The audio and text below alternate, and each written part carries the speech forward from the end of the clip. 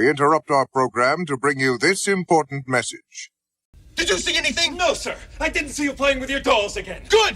Hey everybody, it's Joel from Talkn Toys, and we're in with another figure review. Today we're doing Thundercats Cheetara from the Super 7 Ultimates line.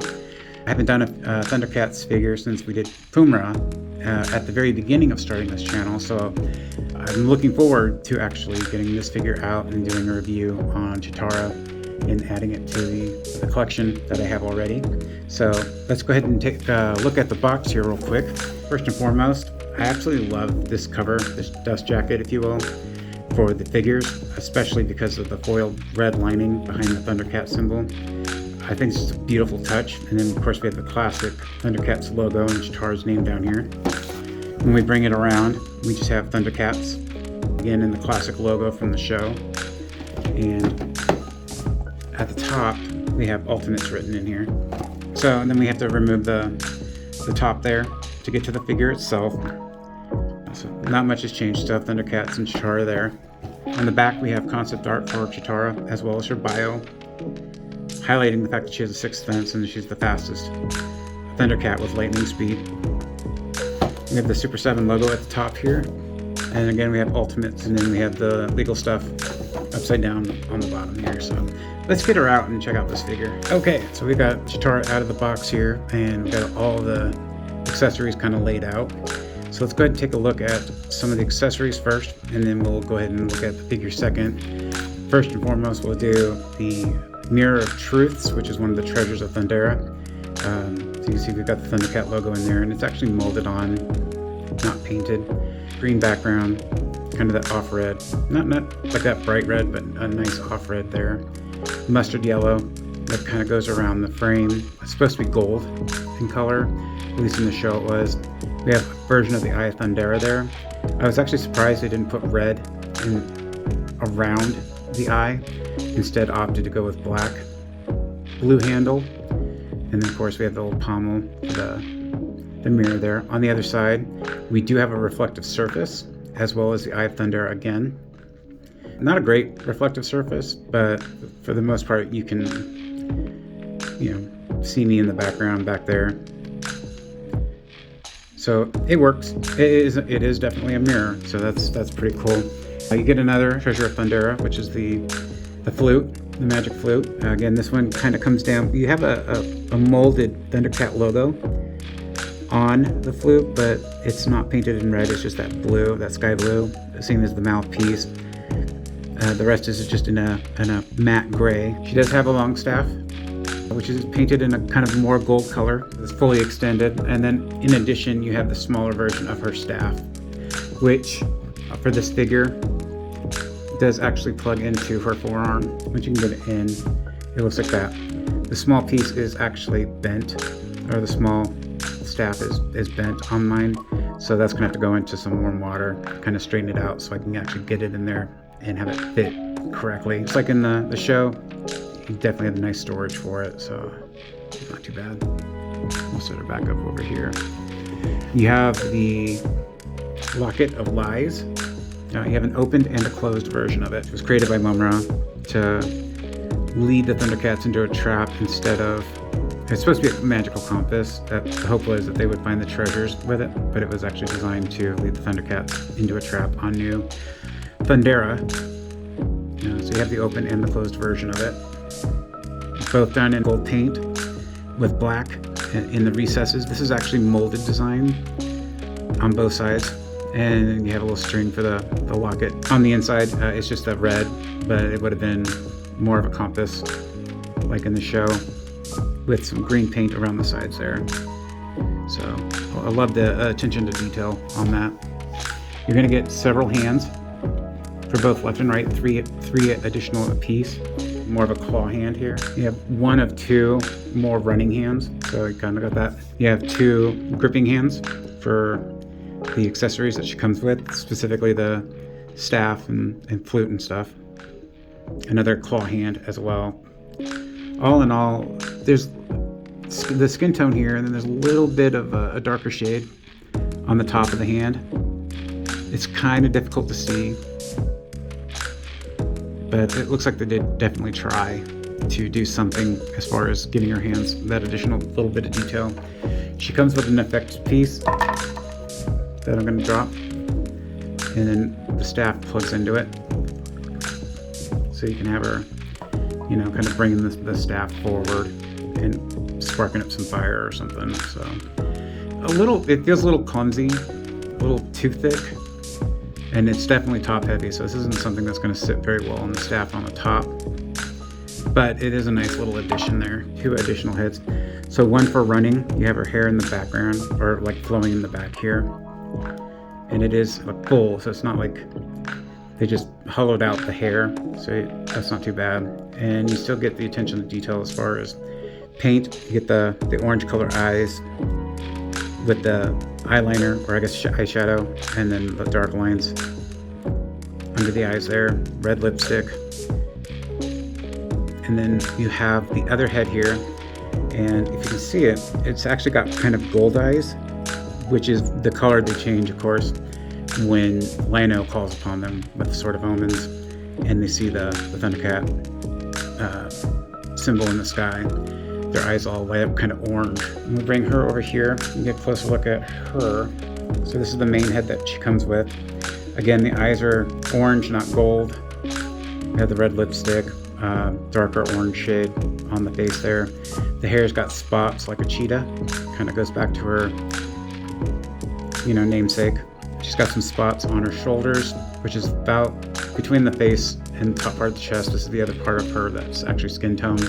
The rest is an entire leotard for her. So kind of have this off mustard yellow here for the legs and for the arm. Actually, it kind of looks like these should actually be the same color, but this is much darker than this one. And it comes down to the darker colors of orange. Very odd color choice. I think for her, it was one of those outfits that I was not very fond of, because it just seemed very bland in color. So design wise, I wasn't a big fan of her outfit, but that's not to say I'm not a fan of her as a figure. So there you go.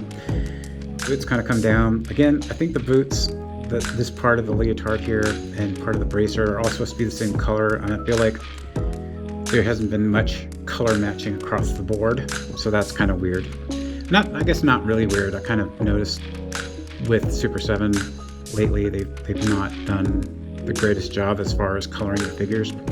But we'll go to her back here. You can see they've got more spots on her back from her skin tone, and then you have the cross for the chest piece here of her leotard. Of course, you have the Thundercat symbol there as well, and that carries down the back there. She has the bracelets, which are connected at one end, but they do go up and down. Or the bangles, I guess. I think that's what they used to call them back in the day, or bangle bracelets. So they kind of go up and down, not too bad. And then of course for articulation, you do have the head, and you do get a full 360 up and down movements. You have the arms, they can come out. You can get the full 360 spin, single elbow, pinless elbow.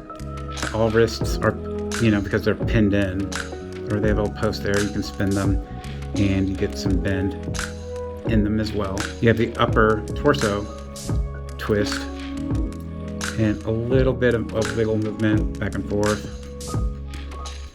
The legs come up about yay far for her, and they go about yay far back. The lining of the suit through here is soft plastic, so it goes from kind of that rubbery hard to more of a soft plastic.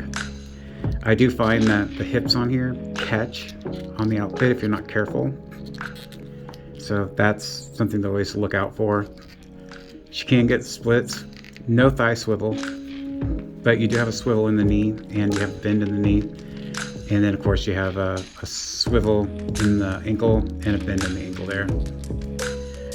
Well, I guess you do have kind of a thigh swivel, I'm sorry.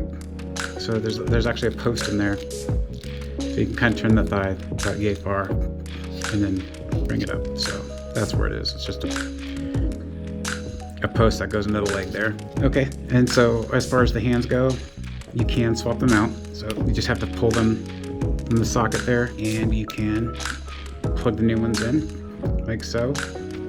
Again, that's just more of a running hand, so, and then you can change it out.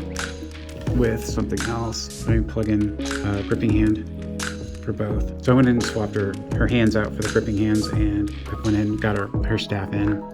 Just kind of give you an idea of what that looks like there. So not too bad. It looks good. It looks natural, I think, for her to hold it that way. And then, of course, like I said, you could add the effects part here. You know, if you want to make it look like she's pulling the piece forward. I just don't think that it's going to work very well because it's just a little too top heavy if you want to use it for display like this. It'd be neat, but they would have had to lose a lot of weight on this to make this feasible for a pose that you can put on your shelf. So yeah, I mean, that's, you know, that's something you can do with the effects piece there, and we can put the mirror in her hand. I don't think you're going to get too far as getting her to play it, but as you can see, she can at least hold it. She would need hands, I think, that allow more of an up-down or like a left-right bend. To swap out the heads, you just pull them off. It's on a ball joint here. You can pop the new head on, and there you go. So there's the new head there. I think it would have been neat if you could have had the head set where she could look up to the sky, in, you know, in response to the Eye of Thundera being in the sky. That's about all the movement you're gonna get. You're gonna get a full, you know, 360, of course. You're gonna get a little bit side to side here, up and down with this particular head, but that's about it. So in order to make this one work, I had to pull the stand out real quick here. So we've got her with her running hands and her head here. Just try to get her look like she's actually running. So overall, I mean, you can kind of capture it. There's some limitation as far as the articulation goes. Not all of it feels very natural, trying to get her to look like she's running. I think she kind of needs a little bit different type of articulation in the hips there to kind of make that work.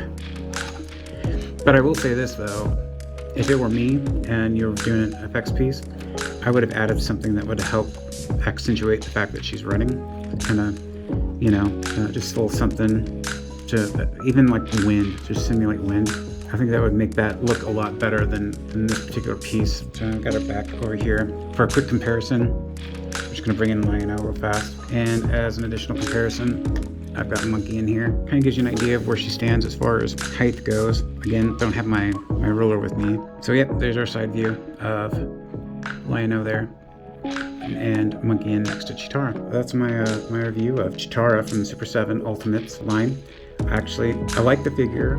I wish there was a little bit more articulation in this line, but overall, as far as the design goes, minus the fact that some of the paint just doesn't feel like it's meant to, or it's not matching up, I still think it's a very decent figure. I think you're very well complemented with a lot of accessories to use with her, and that's a big plus for me. Definitely is a good addition to the rest of the team. I'm happy with this figure. I actually got this figure from Big Bad Toy Store, which I'm not affiliated with, but it's definitely a good purchase for me. I think this figure is probably a very solid 9.2 out of 10. So if you guys collect Thundercats, I highly recommend getting it, just because it's nice to kind of fill out that team. But I want to thank you guys for joining me on this Super 7 Ultimates review of Cheetara, and we'll have some more Thundercats coming up soon. I've got quite a few of them to review, so I'm looking forward to showing those off, and we'll see you guys on the next review.